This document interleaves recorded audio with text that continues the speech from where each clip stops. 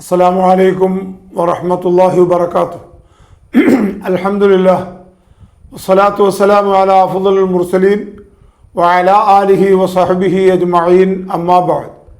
സ്നേഹാദരവുള്ള സഹോദരങ്ങളെ, സുഹൃത്തുക്കളെ, റബ്ബ് സുബ്ഹാനഹു വ തആല അവൻ്റെ മഹത്തായ അനുഗ്രഹത്തിൻ്റെ ഭാഗമായി നമ്മളുടെ മെമ്പറുകളിൽ നിന്നും അല്ലാതെയും മറ്റ് സദസ്സുകളിൽ നിന്നും ഒക്കെ ഉള്ള നിലവിളിയും കൂട്ടപ്രാർത്ഥനകളും എല്ലാം അള്ളാഹു കേട്ടു, അതിന് അള്ളാഹു ഉത്തരം ചെയ്തു എന്ന് വേണം ഈ കഴിഞ്ഞ ലോക്സഭാ തെരഞ്ഞെടുപ്പിലൂടെ നമ്മൾ മനസ്സിലാക്കേണ്ടത്. പ്രത്യേകിച്ച് കേരളത്തിൽ നമ്മുടെ അഭിമാനം തന്നെ തകർന്നു പോകുന്ന ഒരവസ്ഥ വരും എന്ന് നാം പേടിച്ചിരുന്നു, ഭയപ്പെട്ടിരുന്നു. കാരണം ചില തലയെക്കെട്ട് വിഭാഗം മുസ്ലിയാക്കന്മാരൊക്കെ രംഗത്ത് വന്നപ്പോൾ അഭിമാനത്തിന് തന്നെ കോട്ടം വരുമെന്ന് പേടിച്ചിരുന്നെങ്കിലും ഒന്നും സംഭവിച്ചില്ലെന്ന് മാത്രമല്ല, ഒരുപാട് ഉന്നതിയിലേക്കുള്ള ഒരു വിജയം കേരളത്തിലും പ്രത്യേകിച്ച് ഇന്ത്യയിൽ പൊതുവെ അത്യുന്നതമായ വിജയമില്ലെങ്കിൽ പോലും നമുക്കൊക്കെ ജനാധിപത്യ വിശ്വാസികൾക്ക്, മതേതരവാദികൾക്ക്, മതേതര ചിന്താഗതിയുമായി ജീവിക്കുന്ന ന്യൂനപക്ഷങ്ങൾക്കൊക്കെ ആശയ്ക്ക് വക തരുന്ന ഒരു വിജയം അള്ളാഹു സുബ്ഹാനഹു വ തആല ലോക്സഭാ തെരഞ്ഞെടുപ്പിൽ തന്നു. അതിനുശേഷം ഇപ്പോൾ ഏതാണ്ട് ബംഗാളിൽ, ആസാമിൽ, യു പിയിൽ, അതുപോലെ പഞ്ചാബിൽ, തമിഴ്നാട്ടിൽ ഒക്കെ നടന്ന 13 മണ്ഡലങ്ങളിലേക്ക് നടന്ന ഉപതെരഞ്ഞെടുപ്പിലേത് 10 സ്ഥലത്തും ഇന്ത്യ മുന്നണിയെ വിജയിപ്പിച്ചുകൊണ്ട് അള്ളാഹു സുബ്ഹാനഹു വ തആല നമ്മുടെ യശസ് ഉയർത്തിയിരിക്കുകയാണ്. അപ്പോൾ ഈ സന്ദർഭങ്ങളിലെല്ലാം നമുക്ക് അത്യന്താപേക്ഷിതമായിട്ടുള്ളത് അള്ളാഹുവിനെ ഓർക്കുകയും അള്ളാഹുവിന് ശുക്ർ ചെയ്യുകയും അള്ളാഹുവിനെ സ്മരിക്കുകയും അള്ളാഹുവിന് സ്തുതി പറയുകയും ആണ് നമുക്ക് ചെയ്യാനുള്ളത്. ഇത് സാന്ദർഭികമായി ഞാൻ ഉണർത്തിയെന്ന് മാത്രം. ഞാൻ ഇത് പറയാൻ വേണ്ടിയല്ല ഇപ്പോൾ വന്നത്. രാഷ്ട്രീയമോ തെരഞ്ഞെടുപ്പോ അതിൻ്റെ വിജയമോ ഒന്നും പറയാനല്ല ഇപ്പോൾ ഞാൻ ഉദ്ദേശിക്കുന്നത് മഹാനായ പാണക്കാട് മർഹൂം സയ്യിദ് ഹൈദരലി ശിഹാബ് തങ്ങളുടെ അഭ്യർത്ഥന പോലും പൂർണ്ണമായും ഫലം കാണാതെ പോയ ഒരു വിഷയത്തെ സംബന്ധിച്ച് ഒന്ന് സംസാരിക്കുക എന്ന് മാത്രം. പാണക്കാട് സയ്യിദ് മർഹൂം സയ്യിദ് ഹൈദരലി ശിഹാബ് തങ്ങളുടെ പ്രഖ്യാപനം പോലും, അഭ്യർത്ഥന പോലും പൂർണ്ണമായും ഫലം കണ്ടില്ലെങ്കിൽ പിന്നീട് രണ്ടാർകര മീരാൻ മൗലവി എന്ന ഈ നിസ്സാരക്കാരനായ ഞാൻ സംസാരിച്ചതുകൊണ്ട് എന്തെങ്കിലും പ്രയോജനം ഈ വിഷയത്തിൽ ഉണ്ടാകുമെന്ന ഒരു ശുഭാപ്തി വിശ്വാസമൊന്നും എനിക്കില്ല. കണ്ണാറക്കണ്ണനും തന്നാലായത് എന്ന് പറയുന്നത് പോലെ ഞാനും എന്നെക്കൊണ്ടാകും വിധം ഒന്ന് പറഞ്ഞു നോക്കുക എന്നും മാത്രം. പറയാൻ ഉദ്ദേശിക്കുന്ന വിഷയം മൈക്കാണ്. മൈക്കിലൂടെയുള്ള ഖുതുബയും മൈക്കിലൂടെയുള്ള മറ്റ് നമ്മുടെ സദസ്സുകളുമാണ്. ഇതാണ് വിഷയം. ഈ വിഷയത്തെ സംബന്ധിച്ചാണ് സംസാരിക്കുന്നത്. ഇത് കേരളത്തിൽ ഒരിടയ്ക്ക് വലിയ തർക്കം നടന്ന വിഷയങ്ങളാണ്, വലിയ കോലാഹലങ്ങൾ നടന്ന വിഷയങ്ങളാണ്, ഒരുപാട് കോളിളക്കങ്ങൾ സൃഷ്ടിച്ച വിഷയങ്ങളാണ്. എന്തിനേറെ സമസ്ത എന്ന് പറയുന്ന പണ്ഡിത സംഘടനയിൽ ഈ വിഷയം ചർച്ചയ്ക്ക് വരികയും ഈ വിഷയത്തെ സംബന്ധിച്ച് ചർച്ച പണ്ഡിത സഭയിൽ മുഷാവറ 40 അംഗം നടത്തുകയും അന്ന് ഈ പണ്ഡിത സഭയാകുന്ന സമസ്തയുടെ ജംഇയ്യത്തുൽ ഉലമായുടെ പ്രസിഡന്റായിരുന്നത് മൗലാന മർഹൂം സദഖത്തുള്ള മൗലവി നവ്വറല്ലാഹു മർക്കദ മഹാനവറുകളാണ്. മഹാനവറുകൾ അന്ന് സമസ്തയുടെ പ്രസിഡന്റ് ആയിരുന്നു എന്ന് പോലും ഇന്നത്തെ സമസ്തക്കാർ പറയുകയോ അതിനെക്കുറിച്ച് സംസാരിക്കുകയോ ഒന്നും ചെയ്യാൻ ഇഷ്ടപ്പെടുന്നില്ല. കാരണം അത്രയും അധികം അത് മറക്കപ്പെട്ടതും മറക്കേണ്ടതും മറന്നു പോകേണ്ടതുമായ ഒരു കാര്യമായിട്ടാണ് ഇന്ന് ഒരു വിഭാഗം പണ്ഡിത ലോകവും ആളുകളും കാണുന്നത്. എങ്കിൽ പോലും എന്നെപ്പോലെയുള്ള ഓർമ്മയുള്ള ചില ആളുകൾ ഇന്നും അത് ഓർക്കുന്നു. മഹാനായ സദഖത്തുള്ള മൗലാന അന്ന് സംസ്ഥയുടെ പ്രസിഡൻ്റായിരിക്കുന്ന സമയത്ത് ഈ സമസ്തയിൽ നിന്നും അദ്ദേഹം പുറത്തു പോകാനുള്ള കാരണവും വണ്ടൂരിൽ ചെന്ന് കോളേജ് തുടങ്ങാനുള്ള കാരണത്തിലും പ്രധാനമായിട്ട് നിന്ന കാരണങ്ങളിൽ ഒരു കാരണം മൈക്കാണ്. മൈക്കിലുള്ള ഖുത്ബയും മൈക്കിലുള്ള ഈ ആരാധനാ കർമ്മങ്ങളുമാണ്. ഇതിനെ സംബന്ധിച്ചുള്ള ചർച്ചയാണ്. അത് പാടില്ലെന്നും പാടുണ്ടെന്നുമുള്ള ചർച്ച കേരളത്തിൽ അങ്ങോളം ഇങ്ങോളം നടന്നെങ്കിലും ബഹുമാനപ്പെട്ട മഹാനായ പണ്ഡിത സഭയുടെ പ്രസിഡന്റായിരിക്കുന്ന സദഖത്തുള്ള മൂപ്പരുടെ പക്ഷത്തേക്ക് അധികം ആളുകൾ ചേരാതിരിക്കുകയും, എല്ലാവരും അങ്ങനെയാണല്ലോ, അല്പം ശരിക്കൊപ്പം നിൽക്കാൻ ആളുകൾ എപ്പോഴും തയ്യാറാകുകയില്ല. ആളുകളുടെ സൗകര്യത്തിന് ശരി കിട്ടണം, അത്രയേ ഉള്ളൂ. ആളുകളുടെ സൗകര്യത്തിന് ശരി വരണം എന്നല്ലാതെ ശരിക്കൊപ്പം ആളുകൾ പോകുക എന്നത് പണ്ഡിതന്മാരിലും ഇല്ല, സാധാരണക്കാരിലും ഇല്ല. അത് അന്നുമില്ല, ഇന്നുമില്ല. ഇന്നും ശരിക്കൊപ്പം നിൽക്കുക എന്നത് പണ്ഡിതന്മാരുടെ ഒരു രീതിയല്ല. പണ്ഡിതന്മാർ ശരിക്കൊപ്പം നിൽക്കുക എന്ന് പറയുന്നില്ല, ശരി പണ്ഡിതന്മാരുടെ ഒപ്പം നിൽക്കണം, അതാണ് രീതി. അങ്ങനെ ആയി മാറിയിരിക്കുന്നു. അന്നും അങ്ങനെ തന്നെ സംഭവിച്ചു. അതുകൊണ്ട് മഹാനവറുകൾ ഈ സ്ഥാനം തന്നെ ഉപേക്ഷിച്ച് പുറത്തുപോയി. എന്നാൽ ആ വിഷയം വളരെ ഗൗരവമായി പാണക്കാട് സയ്യിദ് ഹൈദരലി ശിഹാബ് തങ്ങൾ ഒരിക്കൽ പറയുകയുണ്ടായി.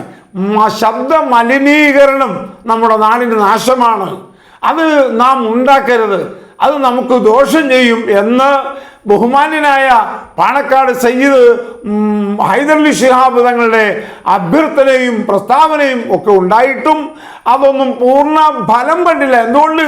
അത് മൊയ്ലിയാന്മാരെ സംബന്ധിച്ചിടത്തോളം ഇഷ്ടമുള്ള കാര്യമല്ല. മുസ്ലിയാക്കന്മാർക്ക് ഇഷ്ടമുണ്ടെങ്കിലല്ലേ കാര്യം ചെയ്യുള്ളൂ. അവരാണല്ലോ ദീൻ നടത്തുന്നവർ, അവരാണല്ലോ ദീനിൻ്റെ ശരി പറയുന്നവർ. അവരല്ലേ പള്ളിയിൽ മൈക്ക് വേണമെന്ന് പറയുന്നത്. കമ്മിറ്റി മൈക്ക് വേണ്ടെന്ന് പറഞ്ഞാലും മൈക്ക് വേണമെന്ന് പറയുന്ന ഒരു വിഭാഗമാണല്ലോ. മൈക്ക് ശബ്ദം കുറവാണെങ്കിൽ ശബ്ദം കൂട്ടണമെന്ന് വാദിക്കുന്നവരാണല്ലോ അവരെ സംബന്ധിച്ചിടത്തോളം. അവരുടെ ശബ്ദം നന്നാവണം, അവരുടെ പ്രസംഗം നന്നാവണം, അവരുടെ ഖുത്ബ നന്നാവണം, അവരുടെ ദുആ നന്നാവണം, അത് ജനങ്ങളിലേക്ക് ഇറങ്ങി ചെല്ലണം. അതിനവർക്ക് ഏറ്റവും നല്ലത് മൈക്കാണ്. മൈക്കിൻ്റെ ഇസ്ലാമിക വിധി എന്തോ അതവർക്ക് വിഷയമേ അല്ല, അതവർക്ക് ചർച്ചയില്ല. നേരെ മറിച്ച് അവർക്ക് ഇഷ്ടപ്പെട്ട, അവർക്ക് വേണ്ടപ്പെട്ട കാര്യങ്ങളാണെങ്കിൽ അവരുടനെ ഏതെങ്കിലും ഒരു ഇമാമിനെ കൊണ്ടുവരും. ഇമാമ് പറഞ്ഞിട്ടുണ്ട്, പകര പോലെയുള്ള ഇനി അടുത്ത നൂറ്റാണ്ടിലേക്കുള്ള വലിയ ഇമാമിയങ്ങളുടെ ഉദ്ധരണിയായിട്ട് വരാനുള്ളത് നമ്മുടെ പകരയിലേക്ക് ഉദ്ധരണികളാണ്. അപ്പം അങ്ങനെയുള്ള പകര പോലെയുള്ള ഏതെങ്കിലും ഇമാമിൻ്റെ ഉദ്ധരണി എടുത്തുകൊണ്ട് പറയും. എന്ത് വിഷയത്തിൽ ഇമാമിൻ്റെ ഉദ്ധരണിയാണ് പറഞ്ഞത്? ഇപ്പം കുറച്ച് നാളായിട്ട് കാണുന്ന ഒരു വിഷയം. മുമ്പൊന്നുമില്ല, എന്നാൽ 10 കൊല്ലം മുമ്പില്ല. എന്തിനേറെ കൂടുതൽ പറയണേ? 500 കൊല്ലം മുമ്പില്ല എന്നല്ല പറഞ്ഞത്, 10 കൊല്ലം മുമ്പില്ലാത്ത ഒരു കാര്യം ഇപ്പൊ പറയണത്. ഇപ്പൊ ഒരു തരം വട്ടത്തലയെ കെട്ടി, നെറ്റി ഇങ്ങനെ വട്ടം നെറ്റിയിൽ കെട്ടി സുജൂദിന്റെ സ്ഥലമൊക്കെ മറച്ചുകൊണ്ട് തലയെ കെട്ടും. നടുക്കൊരു തൊപ്പി, ആ തൊപ്പിയിൽ ചുവന്ന കളറ്, കറുത്ത കളറ്, നീല കളറ്, ഇങ്ങനെയുള്ള കളറിലുള്ള ഒരു തൊപ്പി ഉണ്ടാവും നെറുകന്തലയിൽ, വട്ടത്തിലൊരു കെട്ടും. ആ തൊപ്പിയുടെ മുകളിൽ ഒരു കാൽപാദം ഇങ്ങനെ വരച്ചുണ്ടാക്കിയിട്ടുണ്ട്. അത് ഏതോ ഒരാൾ പറഞ്ഞ, ഒരു ഇമാം അങ്ങനെ പറഞ്ഞിട്ടുണ്ട്, നബിയുടെ കാൽപാദം വരയ്ക്കണമെന്ന്. നബിയുടെ കാൽപ്പാടം വരച്ചാൽ മാത്രം പോരാ, വരച്ച തൊപ്പി നെറുകന്തലയിൽ വെച്ചുകൊണ്ട് നടക്കണം, അത് പുണ്യകരമാണെന്ന് ഏതോ ഇമാമ് പറഞ്ഞു കാണും. ഇമാമെന്ന് പറഞ്ഞാൽ മിക്കതും കൂടുതലും അധികം ഇമാമിങ്ങൾ ഈ പകരെ പോലെയുള്ള ഇമാമിങ്ങളാണല്ലോ. അപ്പോൾ ഇമാമിങ്ങൾ പറഞ്ഞിട്ടില്ല എന്നൊന്നും നമ്മൾ വാദിക്കുന്നില്ല. ഏതായാലും അങ്ങനെ പറഞ്ഞു എന്ന് പറഞ്ഞുകൊണ്ട് 10 കൊല്ലത്തിനിപ്പുറത്തേക്ക്, 5 കൊല്ലത്തിനിപ്പുറത്തേക്ക് സാർവത്രികമായി, 10 കൊല്ലത്തിനിപ്പുറത്തേക്ക് പതുക്കെ ചിലരുടെ തലയിലൊക്കെ നമ്മൾ കണ്ടു തുടങ്ങി. ഒരു വട്ടത്തിലൊരു തലയെക്കെട്ട് നെറ്റി മറച്ചുകൊണ്ട് സുജൂദ് ചെയ്യുന്ന സ്ഥാനമേ ഇല്ല അവർക്ക്. സുജൂദിൻ്റെ ഭാഗമേ വെളിവാക്കൂല. അങ്ങനെ വെളിവാക്കാതെ ഒരു തലയെക്കെട്ട് കെട്ടിക്കൊണ്ട് നടുക്കൊരു തൊപ്പി വയ്ക്കുക. ആ തൊപ്പിയിൽ ഒരു കാൽപാദത്തിൻ്റെ അടയാളമാണെന്നാണ് പറയുന്നത്. ഏതോ കമ്പനിക്കാരൻ നൂലുകൊണ്ട് നെയ്തോ ഉണ്ടാക്കി എടുത്തേക്കുന്ന ഒരു സംഭവമാണ്. അതുമായിട്ട് യാതൊരു ബന്ധവുമില്ല. പക്ഷെ ആ ഫോട്ടോയാണ് തലയുടെ മുകളിൽ വെക്കണത്. പണ്ടൊക്കെ പറഞ്ഞു ഫോട്ടോ പാടില്ല, രൂപം പാടില്ല, ഫോട്ടോ എന്ന് തോന്നുന്നത് പാടില്ല എന്നൊക്കെ പറഞ്ഞു. പക്ഷെ ഇപ്പോഴ് ഒരു മെതികടിയാണോ ചെരുപ്പാണോ അതോ കാൽപാദമാണോ എന്നറിയില്ല, അങ്ങനെ ഒരു സംഭവം തലയുടെ മുകളിൽ ഒരു ഫോട്ടോ ചുവന്ന തൊപ്പി വെച്ചിട്ട്, കറുത്ത തൊപ്പി വെച്ചിട്ട്, വെള്ള തൊപ്പി വെച്ചിട്ടൊക്കെ ഒരു വെക്കുക. ചിലതോ നബിയുടെ കാൽപ്പാവോ ഇല്ല, മെതികടിയില്ല, വട്ടത്തിൽ കുറേ ഒരു പൂക്കൾ, താമരയാണോ എന്നും മറ്റും അറിയില്ല, ഏതായാലും വേണ്ട കുറേ പൂക്കളുടെ ഫോട്ടോ തലയുടെ മുകളിൽ തൊപ്പിയുടെ മുകളിൽ വെച്ചിട്ടാണ് ഇപ്പോൾ നടക്കുന്നത്. വെറൈറ്റി മൊയ്ലിയാന്മാർക്ക് വെറൈറ്റി ആവാമല്ലോ, സാധാരണക്കാർക്കും പിള്ളേർക്കും ഒന്നും ആവാൻ പാടില്ല. സാധാരണ ഈ കാലഘട്ടത്തിലെ ഈ നൂറ്റാണ്ടിലെ ന്യൂ ജനറേഷൻ എന്ന് പറയുന്ന പിള്ളേരെക്കാനും മുടി അല്പം ഒന്ന് കയറ്റി ഇവിടെ ഒന്ന് വെട്ടുവൊക്കെ ചെയ്താൽ കാഫറ, ഹറാമ, നരകത്തിൻ്റെ കുണ്ട് ഒക്കെ ആയി. മൊയ്ലിയാർക്ക് യാതൊരു വെറൈറ്റി കുറവില്ല. ഇപ്പോൾ വെറൈറ്റി താടി മുസ്ലിയാക്കന്മാരെ നിങ്ങൾ കണ്ടിട്ടില്ലേ? ഈ ന്യൂ ജനറേഷൻ മൊയ്ലിയാന്മാർ താടി വെക്കുന്നത് ഇങ്ങനെ ഒരു വരയാണ്, ഇങ്ങനെ വരച്ച് ഇവിടം വരെ കൊണ്ടുവരും. ഇവിടം വരെ ഒരു വര പോലെ കൊണ്ടുവന്നിട്ട് നേരെ കിഴക്കോട്ട് പോകും. കിഴക്കോട്ട് പോയിട്ട് നേരെ പടിഞ്ഞാട്ടെടുത്തിട്ട് നേരെ തെക്കോട്ടെടുക്കും. അങ്ങനെ ഒരു താടിയായിപ്പോവും. അതാണ് ഇപ്പോഴത്തെ വെറൈറ്റി താടി മൊയ്ലി. അവർക്ക് ആവാന്നേ, അതിന് അതങ്ങനെ ആവും, മറ്റേപ്പാടാവണമെന്ന് എന്താ തെളിവ് എന്ന് ചോദിക്കും. ഇത് പറഞ്ഞാൽ പറഞ്ഞ മൊയ്ലിയാർ, വെറൈറ്റി മൊയ്ലിയാർ, ന്യൂ ജനറേഷൻ മൊയ്ലിയാർ ചോദിക്കും, മറ്റേപ്പാട് തലയെക്കെട്ട് കെട്ടണമെന്ന്, താടി വെക്കണമെന്ന് അത്ര തെളിവ്? താടി അങ്ങനെ സൈഡ് ഒതുക്കണമെന്ന് എന്താ തെളിവ്? താടിക്ക് ഇത്ര ഇത് വീതി വേണം, നീളം വേണം എന്നൊക്കെ എവിടെയാ തെളിവ് എന്ന് ചോദിക്കും. അപ്പോൾ തെളിവ് ചോദിച്ചുകൊണ്ട് ചാടി വീഴുന്ന ഒരു സ്വഭാവമാണ്. ഏതായാലും ഇപ്പോൾ വെറൈറ്റി താടി, വെറൈറ്റി തൊപ്പി, കാൽപാദം അച്ചടിച്ച തൊപ്പി, മെതുകടിയുടെ ഫോട്ടോ ഉള്ള തൊപ്പിയൊക്കെ ഇറങ്ങിയിരിക്കുക. അങ്ങനെയൊക്കെയുള്ള വെറൈറ്റിയാണ് മൊയ്ലിയാന്മാർ. അപ്പോൾ അവർക്ക് അവരുടേതായ ചില വെറൈറ്റികളുണ്ട്. ആ വെറൈറ്റിക്ക് ആവശ്യമായ ചില ഹദീസുകളും ചില കാര്യങ്ങളും ഒക്കെ ഇമാമിങ്ങളും അവരുടെ കയ്യിലുണ്ട്. ആ ഇമാമിൻ്റെ ഉദ്ധരണിയും വരും. പക്ഷേ നേർക്ക് നേരെ ഇമാം ഉദ്ധരണികൾ ഉണ്ടായാലും കിതാബുകൾ പറഞ്ഞാലും അംഗീകരിക്കാൻ അവരോട്ട് തയ്യാറും അല്ല. അതിന് ഏറ്റവും വലിയ തെളിവാണ് ഈ മൈക്ക്. അതെന്താ? മൈക്ക് ഇന്നത്തെ പകര ഇമാമല്ല, ശരിയായ ഇമാമിയങ്ങൾ അംഗീകൃതമായ ഗ്രന്ഥങ്ങളിലൂടെ കൃത്യമായി പറഞ്ഞിട്ടുണ്ട് മൈക്ക് ഇല്ല, ഖുത്ബ പറ്റൂല എന്ന്. അത് ഞാൻ പറയണതല്ല, പണ്ഡിതനായ മഹാനായ സദഖത്തുള്ള മൂപ്പർ പറഞ്ഞതാ. എന്തെങ്കിലും പ്രതിഷേധം ഞാനിത് പറയുന്നതിൽ നിങ്ങൾക്ക് തോന്നുന്നെങ്കിൽ സദഖത്തുള്ള മൂപ്പരോട് പ്രതിഷേധിക്കുക, അല്ലെങ്കിൽ അവരുടെ പ്രധാന ശിഷ്യനായ നജീബ് മൗലവി മമ്പാടിനോട് പ്രതിഷേധിക്കുക. എന്നോട് പ്രതിഷേധിച്ചിട്ട് കാര്യമില്ല. ഞാൻ അദ്ദേഹത്തെ പണ്ഡിതനായി അംഗീകരിക്കുന്നു. അദ്ദേഹം പറഞ്ഞ ഒരു വിവരം ഞാൻ നിങ്ങളോട് പറയുന്നു എന്ന് മാത്രം. അദ്ദേഹം പറഞ്ഞ എന്താ?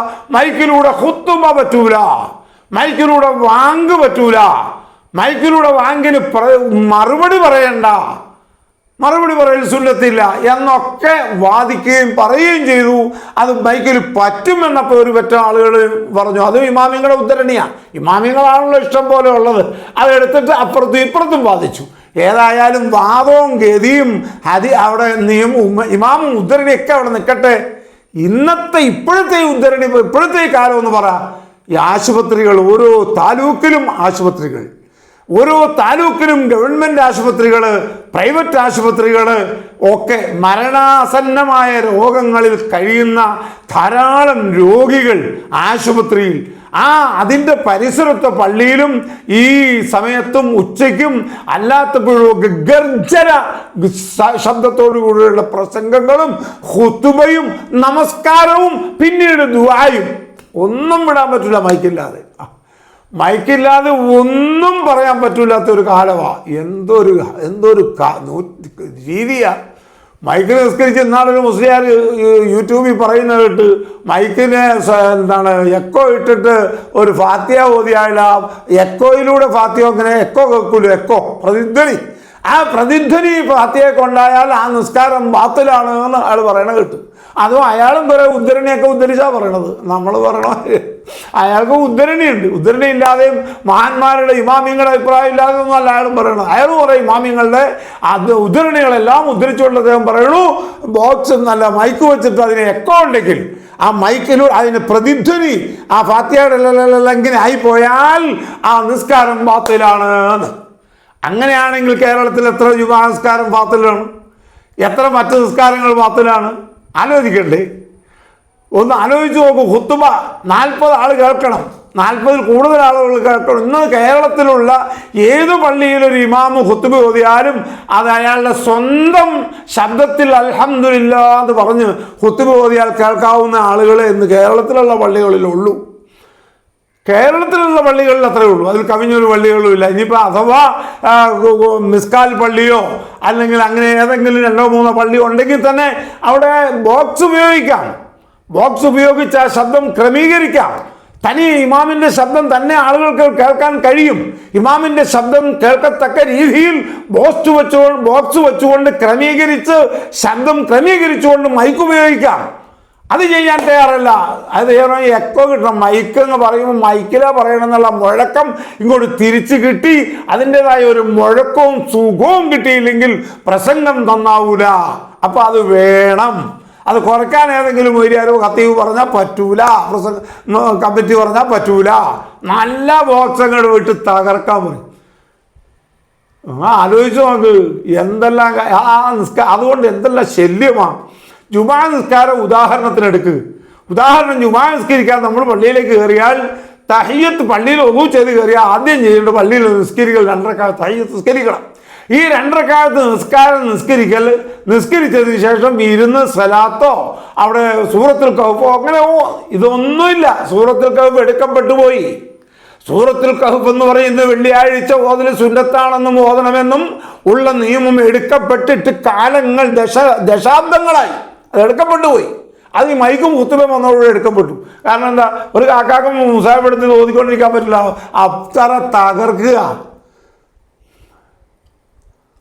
നിസ്കരിക്കുന്നിടത്ത് ഖുർആൻ ഓതാൻ പാടില്ല എന്നാ. ഒരു പള്ളിയിൽ ഒരാൾ കയറി നിസ്കരിക്കുക, ആ നിസ്കരിക്കുന്ന സമയത്ത് അവിടെ ഇരുന്നുകൊണ്ട് അൽഹംദുലില്ലാഹി എന്ന് പറഞ്ഞുകൊണ്ട് സൂറത്ത് ഖുർആൻ അങ്ങ് ഓതാൻ പാടില്ല. ഉറക്കേന്ന് നിസ്കാരം തുടങ്ങിയാൽ അയാൾ മൗനമായിട്ട് ഓതണം. നിസ്കരിക്കുന്നവന് ശബ്ദം അവൻ്റെ നിസ്കാരത്തിൻ്റെ ശ്രദ്ധ തിരിക്കുന്ന വിധത്തിൽ പള്ളിയിരുന്ന് ഖുർആൻ ഓതാൻ പാടില്ല എന്ന് പഠിപ്പിച്ച പരിശുദ്ധ ഇസ്ലാം. അതിൻ്റെ വിധി അറിയാവുന്ന ഖത്തീബാണ് ഈ ഗർജന തറ പ്രസംഗം ചെയ്യുന്നത്. അയാൾക്ക് ഇഷ്ടപ്പെട്ട കാര്യങ്ങളൊക്കെ അയാൾ പറയും. അതിനൊക്കെ കുറേ ഇമാമിങ്ങളെ ഉദ്ധരിക്കും. തലയെക്കെട്ടിന് മുകളിൽ തൊപ്പി വെക്കണം, തൊപ്പിയിൽ മെതികടിയുടെ ഫോട്ടോ വെക്കണം, അത് റസൂലുള്ളാഹിയുടെ മെതികടിയാണ്, റസൂലുള്ളാഹിയുടെ ചെരുപ്പ് വേറെ സ്ഥലത്ത് കയ്യിൽ തുന്നി വെക്കണം എന്നൊക്കെ ഇമാമി പറഞ്ഞിട്ടുണ്ടെന്ന് പറയും. അങ്ങനെ പറയുന്ന ഉദ്ധരണികളൊക്കെ പ്രസംഗിക്കാനായി ഉപയോഗിക്കുന്നത്. 1/4 മണിക്കൂർ നേരത്തെ പ്രസംഗം ഉണ്ടാവും. ആ പ്രസംഗത്തിൽ അവിടെ വന്ന് നിസ്കരിക്കുന്ന ഒരൊറ്റയാൾക്ക് തഹയ്യത്ത് നിസ്കരിക്കാനോ 2 റക്അത്ത് സുന്നത്ത് നിസ്കരിക്കാനോ പറ്റില്ല. കാരണം എന്താ, കൈ കെട്ടുമ്പോൾ തന്നെ ഇയാൾ പറയണതിലേക്ക് ശ്രദ്ധ പോകില്ലേ, മുഴുവൻ ശ്രദ്ധ അങ്ങോട്ട് പോകും. പിന്നെ എവിടെ നിൽക്കിരിക്കണോ, എന്ത് നിസ്കാരം വേണ്ടാന്ന് വയ്ക്കും. ഒരു മാതിരിക്കാരൻ നിസ്കാരം വേണ്ട, സൂറത്തുൽ കഹ്ഫും സ്വലാത്തും വേണ്ടാന്ന് വെച്ചു.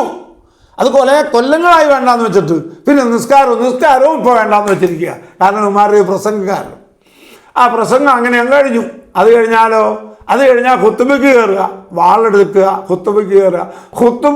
ഖുത്തുബയും തദൈവ മൈക്ക് ബോക്സിന് കലക്കാവുന്നൊരു ശബ്ദത്തിൽ അപ്പുറത്ത് കേട്ട് തകർത്ത് അപ്പുറത്ത്.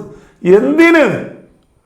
ഇസ്ലാമികമാണോ ഇത്? മൈക്ക് വിരുദ്ധമായിട്ടൊരു നിയമം ഇവിടെ വന്നാൽ ഇസ്ലാമിനോട് എന്തെങ്കിലും പ്രശ്നമുണ്ടോ? ഇസ്ലാം മൈക്ക് വേണമെന്ന് കർശനമായി പറയുന്നുണ്ടോ? ഇസ്ലാമിൽ മൈക്കിനും വല്ല സ്ഥാനവും ഉണ്ടോ? ഇല്ലാത്ത പ്രശ്നങ്ങൾ ഉണ്ടാക്കാൻ വേണ്ടി, ശബ്ദ മലിനീകരണം ഉണ്ടാക്കാൻ വേണ്ടി, ആളുകൾ രംഗത്ത് വരാൻ വേണ്ടി ഉള്ള ഒരു പ്രവർത്തനമല്ലേ ഇത്? യഥാർത്ഥത്തിൽ മൈക്കിലൂടെ നിസ്കാരം, ഖുത്തുബ, അവസാനം ഖുത്തുബ നിസ്കാരം കഴിഞ്ഞാൽ ഒരു ദുആ ഉണ്ട്. ആ ദുആയോ റഹ്മാനുദ്ദുനിയാ അല്ലാഹുവേ, നിസ്കാരത്തിന് ശേഷം ദുആ ഉണ്ടെന്ന്, കൂട്ടപ്രാർത്ഥന ഉണ്ടെന്നും ഇല്ലെന്നും അഭിപ്രായ വ്യത്യാസമാണ്. ആലിമികളുടെ ഇടയിൽ അഭിപ്രായ വ്യത്യാസം. കുറേ ആലിമികൾ ഉണ്ടെന്ന് പറയുന്നു, കുറേ ആളുകൾ ഇല്ലെന്ന് പറയും. എന്തു ആവട്ടെ, നമ്മൾ സുന്നത്തി ജമാഅത്തിൻ്റെ ആളുകൾ ഉണ്ടെന്ന് സമ്മതിക്കാം. ഉണ്ടെന്ന് പറഞ്ഞാൽ ദുആ എന്തോരം ചെയ്യണം എന്നാണ്?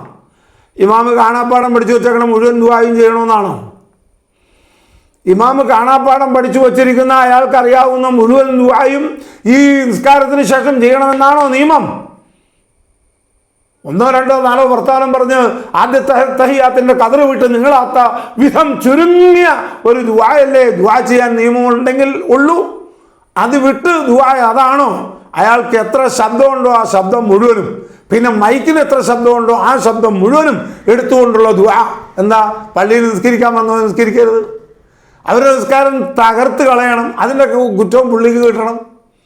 വിശ്വാസം വേണ്ടേ? വിശ്വാസം ഇല്ലാത്തതുകൊണ്ടാണ് അതൊക്കെ ചെയ്യണം. അത് വേറെ കാര്യം. ഇത് ഒരാളുടെ നിസ്കാരം പോയി കഴിഞ്ഞാൽ എനിക്ക് ഉത്തരവാദിത്വം ഉണ്ട്, എന്നെയാണ് ശിക്ഷിക്കുക എന്നുള്ളതോ വിശ്വാസം ഇല്ലെന്നേ. വിശ്വാസത്തിൻ്റെ പ്രശ്നമായത്, അല്ലാതെ ഓരോന്നുമല്ല. ആ പാവത്തിന് ഇവിടെ വന്നിരിക്കുന്നവരുടെ സൂറത്തുൽ കഹ്ഫ് മുടങ്ങിയാൽ അതിന് ഉത്തരവാദി ഞാനാണ്. ഇവിടെ നിസ്കരിക്കുന്നവൻ്റെ തഹയ്യത്ത് നിസ്കാരത്തിന് കലവല വന്നു കഴിഞ്ഞാൽ മുടങ്ങി തകരാറായാൽ അതിന് ഉത്തരവാദി ഞാനാണ് എന്ന ബോധവും ഉത്തരവാദിത്വവും ഉണ്ടെങ്കിൽ തീർച്ചയായും ആ സംസാരമൊക്കെ അവിടെ കുറയ്ക്കും. എങ്ങനെ കുറയ്ക്കും?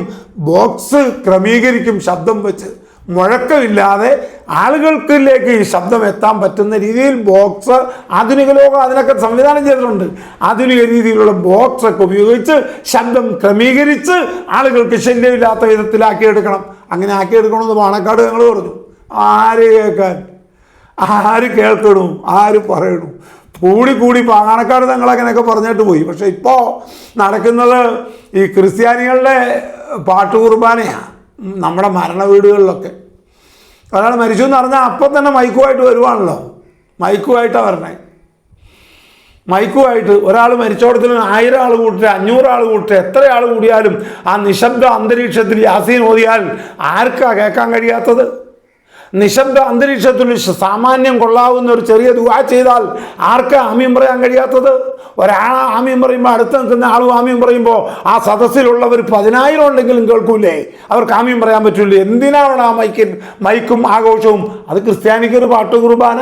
മരിച്ചു കഴിഞ്ഞാൽ ക്രിസ്ത്യൻ സഹോദരന്മാർ മരിച്ചാൽ അവരുടെ ഉത്തരവാദിത്തപ്പെട്ട മത മേലധ്യക്ഷന്മാർ, അച്ഛന്മാരൊക്കെ വന്നിട്ട് പാട്ട് വയ്ക്കും. ആ പാട്ട് നമുക്കും വേണം, ഇല്ലെങ്കിൽ മോശമാണ്. പാട്ട് മരിച്ചാൽ പാട്ട്, 3-ന്റെ അന്ന് പാട്ട്, എന്തിനും പാട്ട്, ദിക്റിന് പാട്ട്, മജ്ലിസ് എല്ലാത്തിനും പാട്ട്, എല്ലാം പാട്ടും മയം. ഇപ്പം മക്ബറുകളിൽ മുഴുവനും പാട്ട്. മക്ബറയിൽ ദുആയും മറ്റു കാര്യങ്ങളൊക്കെ വിമർശിക്കുന്ന ഒരുപറ്റ ആൾക്കാരുണ്ട്. അങ്ങനെ ഉണ്ടപ്പോൾ അവരോട് മത്സരിക്കാൻ വേണ്ടി ഇപ്പോൾ മത്സരം, ആ മത്സരം എവിടം വരെ എത്തി? നിങ്ങൾ അങ്ങനെ അള്ളാഹ് ഉണ്ടെന്ന് പറഞ്ഞാൽ ഞങ്ങൾ അള്ളാഹ് ഇല്ല എന്ന് പറയും. നിങ്ങൾ മുഹമ്മദ് നബി നബിയാന്ന് പറഞ്ഞാൽ ഞങ്ങൾ നബി അല്ല എന്ന് പറയും എന്ന രീതിയിലാണ് ഇപ്പോഴത്തെ വാദം, ഇപ്പോഴത്തെ പ്രകൃതി പോയിക്കൊണ്ടിരിക്കുന്നത്. ഈ സമുദായം എങ്ങോട്ടാണ് പോകുന്നത്? ഈ സമുദായത്തിന് എന്തു പറ്റി? ഇതിനെ നേരെ ചൊവ്വിനെ നയിക്കേണ്ട പണ്ഡിത ലോകം എന്തുകൊണ്ട് നിശബ്ദമാകുന്നു ഇത്തരം കാര്യങ്ങളിൽ? പണ്ഡിത ലോകം എന്തുകൊണ്ട് നിശബ്ദമാകുന്നു ഇത്തരം കാര്യങ്ങളിൽ? നമ്മുടെ പള്ളികളിലെ ശബ്ദങ്ങളൊന്ന് ശബ്ദ മലിനീകരണം എന്ന കേസിൽ നമുക്ക് പ്രതിയാകണ്ടല്ലോ. നമുക്കതിൽ നിന്ന് മാറി നിന്നുകൂടെ? നമുക്ക് 5 മിനിറ്റ് 2 മിനിറ്റ് മാത്രം ആവശ്യമുള്ള ബാങ്ക് വിളി നമുക്ക് നിലനിർത്തി കിട്ടണമെങ്കിൽ ഈ ശബ്ദ മലിനീകരണം അവസാനിപ്പിക്കണ്ടേ?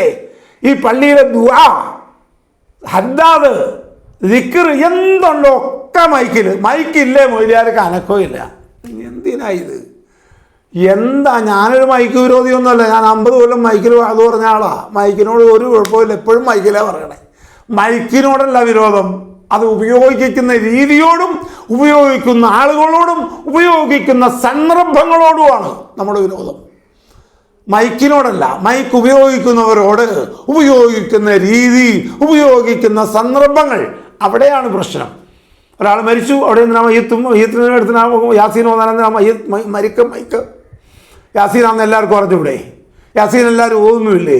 പിന്നെ എന്തിനാ അത് ആഘോഷമാക്കുന്നത്?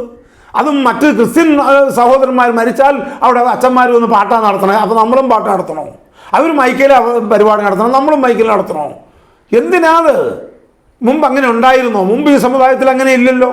മുമ്പ് ഈ സമുദായത്തിൽ ഒരാൾ മരിച്ചു കഴിഞ്ഞാൽ എന്ത് ചെയ്യും? ആളുകൾ വരും, അവിടെ മയ്യത്ത് കാണും, അവിടെ ഇരുന്ന് ദുആ ചെയ്യും, അവിടെ ഇരുന്ന് ഖുർആൻ ഓതും, അവിടെ ഇരുന്ന് യാസീൻ ഓതും. ഇതൊക്കെയല്ലേ നടന്നുകൊണ്ടിരുന്നത്.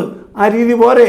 പിന്നെ എന്തിനാ ഈ തർക്കമുള്ള, കുഴപ്പമുള്ള, ഫിത്നയുള്ള, നാശമുള്ള ഈ മലിനീകരണമാകുന്ന ശബ്ദം എന്തിനു മലിനീകരണമാക്കുന്നു? ശബ്ദം നല്ലതല്ലേ? അത് നല്ല രീതിയിലല്ലേ ഉപയോഗിക്കേണ്ടത്? അത് മലിനപ്പെടുത്താൻ പാടുണ്ടോ? അപ്പോൾ പ്രിയമുള്ള സഹോദരങ്ങളെ, ഇത്തരം കാര്യം നാം ശ്രദ്ധിക്കണം. അതിരുവിടുന്ന ഈ മൈക്കിൻ്റെ ദുർവിനിയോഗം നമ്മുടെ മഹല്ലുകളിൽ, പള്ളികളിൽ അത് മൊത്തത്തിലൊരു നാശത്തിനിടെയാണ്. അതുകൊണ്ട് അത് ചുരുക്കണം, അതിൽ നടക്കുന്ന കാര്യങ്ങളും ചുരുക്കണം. ദുആയിലും അതുപോലെ, ദുആയിലും ഒരു ക്രമീകരണവും ഒരു തീരുമാനമൊക്കെ ഉണ്ടാകണം. എന്തോരം ദുആ ചെയ്യാമെന്നൊക്കെ ഒരു തീരുമാനം ഉണ്ടാവണം. ഫാത്തിഹ എന്തോരം ഓതാം? വലദ്ദാലീൻ വരെ ഓതാവുള്ളൂ, അതിൻ്റെ അപ്പുറത്തോട്ട് ഫാത്തിഹ ഇല്ല. നിസ്കാരത്തിൽ ഫാത്തിഹ വളരെ നിർബന്ധപ്പെട്ട ഒരു കാര്യമാണ്. ഫാത്തിഹ എന്നാൽ ഒരു 5-6 ഫാത്തിഹ ഓതിയാക്കാന്ന് വെച്ചാൽ നടക്കുമോ? നടക്കൂല. ഫാത്തിഹ ഏറ്റവും നല്ലതാണ്, ഉമ്മുൽ ഖുർആനാണ്, ഖുർആൻ മൊത്തമാണ്, ഒക്കെ ശരിയാ. അത്രയും ശ്രദ്ധതയുണ്ട്. ഒരു നിസ്കാരവും ഫാത്തിഹ ഓതാൻ നിസ്കാരം ശരിയാകുകയുമില്ല. മയ്യത്ത് നിസ്കാരമാണെങ്കിലും ശരി, ജുമുഅയാണെങ്കിലും ശരി, ളുഹറാണ്, എന്താണെങ്കിലും മയ്യത്ത് ഫാത്തിഹ ഓതാൻ പറ്റൂല. അത്രയും പ്രധാനപ്പെട്ട ഫാത്തിഹ. എന്നാൽ ഒരു 5-6 ഫാത്തിഹ അങ്ങ് ഇരിക്കട്ടെ എന്ന് വെച്ചാണ് ഒരുത്തൻ ഓതിയാലോ നിസ്കാരം ബാത്തിലായി പോകും, പറ്റൂല. അതാ അൽഹംദുലില്ലാഹി റബ്ബിൽ ആലമീൻ തുടങ്ങി വലദ്ദാലീൻ വരെ അങ്ങോട്ട് എത്തണം, അത്രേ ഉള്ളൂ. അതുപോലെ ദുആയും അങ്ങനെ. ദുആയ്ക്കും ഒരു ക്രമമുണ്ട്, ഒരു ചിട്ടയുണ്ട്, ഒരു അതിരുണ്ട്. അത് ദുആ എന്ന് പറയുന്നത് എത്ര വേണമെന്നുണ്ട്, അത്രേ പാടുള്ളൂ. അത് അല്പം ശബ്ദം താഴ്ത്തി ദുആ ചെയ്യുന്ന ദുആക്ക് ഉത്തരം കിട്ടുമെന്നല്ലേ പറയണത്. ശബ്ദം ഉയർത്തി ചെയ്യുന്ന ദുആക്ക് ഉത്തരമില്ല. അപ്പോൾ ശബ്ദം താഴണം. പണ്ഡിതന്മാർ മഹാന്മാരൊക്കെ ദുആ ചെയ്യണം കണ്ടിട്ടില്ലേ? ആ പാണക്കാട്ടുകാരെ നോക്ക്, അവരെത്ര കൃത്യമായ ദുആ ചെയ്യണത്. മഹാനായ ചാപ്പനങ്ങാടി വാപ്പ മുസ്ലിയാരുടെ ദുആ പണ്ട് നിങ്ങൾ കേട്ടിട്ടില്ലേ? ലീഗ് സംസ്ഥാന സമ്മേളനങ്ങളൊക്കെ മൂപ്പര് ദുആ ചെയ്യും. അവിടെ ഒരു മലയാളമില്ല, ഹിന്ദിയില്ല, ഇംഗ്ലീഷും ഇല്ല. ആ അറബിയിൽ 2-3 വർത്താനം മൂപ്പരങ്ങ് പറയും. ബഹുമാനപ്പെട്ട കണ്ണിയത്ത് അഹമ്മദ് മുസ്ലിയാർ നിങ്ങൾ കണ്ടിട്ടില്ലേ, കേട്ടിട്ടില്ലേ? എന്താ ദുആ?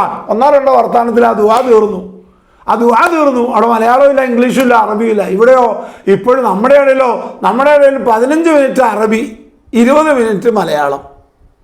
ഇനി കുറച്ചുകൂടെ കഴിയുമ്പോൾ, ഒരു 5 കൊല്ലോളം കഴിയുമ്പോൾ ഒരു 15 മിനിറ്റ് ബംഗാൾ, ആസാമി, കൽക്കട്ട അവർക്ക് വേണ്ടി ഉണ്ടാവും. ഒരു 2-3 ഭാഷയിലാവും അടുത്ത ഒരു 5 കൊല്ലത്തിനുള്ളിൽ. ഇപ്പം മലയാളത്തിലും എത്തി നിൽക്കുകയാണ്. ഇനി അത് ഹിന്ദിയിലേക്കും മറ്റു ഭാഷയിലേക്കും കൂടി ദുആ വരും, വരാതിരിക്കില്ല, അവ ഉറപ്പാ. അതാണല്ലോ ഇപ്പോഴത്തെ സ്ഥിതി. ഒരു മയ്യത്ത് വന്നു, മയ്യത്തിന് വേണ്ടി ആവശ്യമുള്ള മുഴുവൻ കാര്യം അറബിയിൽ ദുആ ചെയ്തു.